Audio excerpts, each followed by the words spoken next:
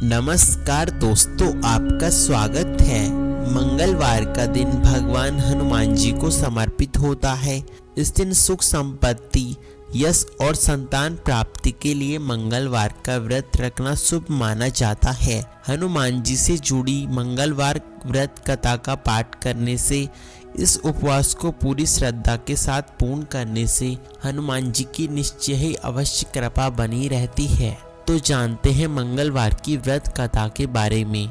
ऋषि नगर में केशव दत्त नाम का ब्राह्मण अपनी पत्नी अंजलि के साथ रहता था। केशव दत्त के घर में धन संपत्ति की कोई कमी नहीं थी।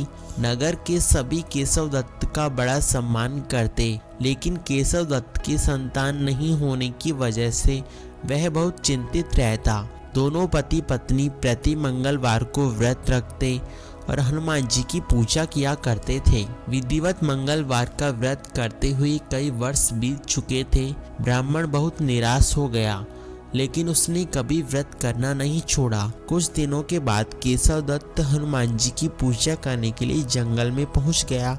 उसकी पत्नी अंजलि घर में रहकर मंगलवार का व्रत करने लगी। दोनों पति पत्नी पुत्र प्राप्ति के लिए मंगलवार का विधिवत व्रत करने लगे। अंजलि ने अगले मंगलवार को व्रत किया, लेकिन किसी कारणवश उस दिन अंजलि हनुमान जी का भोग नहीं लगा सकी। उस दिन वह सूर्यास्त के बाद भूखी ही सो गई। अगले मंगलवार को हनुमान जी को भोग लगाए बिना उसने भोजन नहीं करने का प्रण किया। 6 दिन तक अंजलि भूखी प्यासी रही। 7वें दिन मंगलवार को अंजलि ने हनुमान जी की पूजा की, लेकिन तभी भूख प्यास के कारण अंजलि बेहोश हो चुकी थी। हनुमान जी ने उसे स्वप्न में दर्शन देते हुए कहा, उठो पुत्री, मैं तुम्हारी पूजा से बड़ा प्रसन्न हूँ। तुम्हें सुंदर और सुयोग्य पुत्र होने का वर देता हूँ। यह कहकर हनुमान जी अंतर्ध्यान हो गए। तत्काल अंजलि ने उठकर हनुमान जी को भोग लगाया और उनका पूजन कर स्वयं भोजन किया। हनुमान जी की अनुकंपा से अंजलि ने एक सुंदर शिशु को जन्म दिया। मंगलवार को जन्म लेने के कारण उस बच्चे का नाम मंगल प्रसाद रखा गया। कुछ दिनों बाद अंजलि का पति केशव दत्त घर पे लौट आया। उसने मंगल को देखा तो अंजलि से पूछा, यह सुंदर बालक किसका है? अंजलि खुश होते हुए बोली, हनुमान जी के दर्शन देने और पुत्र वरदान देने से सारी कथा सुना दी। लेकिन केशव दत्त को उसकी बातों का विश्वास नहीं हुआ। उसने मन में ही मन कलुषित विचार आ रहे थे। अंजलि ने उसके साथ विश्वासघात किया। अपने पापों को छिपाने के लिए ये झूठ बोल रही है। केशव दत्त ने उस बालक को मारने की योजना बनाई। एक दिन केशव दत्त स्नान के लिए कुएं पर गया। मंगल को भी वह साथ ले गया। केशव दत्त ने मौका देखकर मंगल को कुएं में फेंक दिया और घर आकर बहाना बना दिया कि कुएं पर तो मैं सिर्फ अकेला गया था। केशव दत्त के इतने कहने के ठीक बाद मंगल दौड़ता हुआ वहां पहुंच जाता है। उसी समय केशव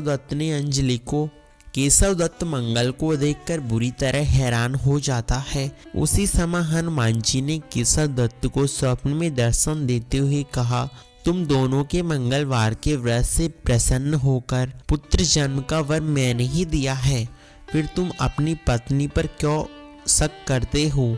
उसी समय से केशव दत्त ने अंजलि को माफी मांगी और स्वप्न में हनुमान जी के दर्शन की समस्त कहानी सुना दी।